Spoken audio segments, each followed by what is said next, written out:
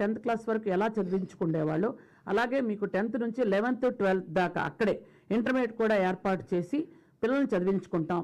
12th తర్వాత మీకు skill development కోర్సుల్లో ప్రావీణ్యం ఇప్పించి ఆ తర్వాత అక్కడే వాళ్ళకి ఉద్యోగాలు వచ్చే ఏర్పాటు కూడా చేస్తాం. కాబట్టి మన పిల్లల భవిష్యత్తు మనమే పాడు చేసుకోవద్దు అని మేము అందరికీ కూడా రిక్వెస్ట్ చేస్తున్నాం.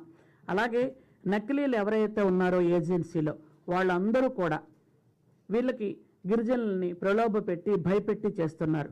మీకు అట్లాంటివి ఏమైనా ఉంటే దయచేసి మాకు చెప్పండి, మీ పేర్లు కూడా మేము బయట పెట్టాం.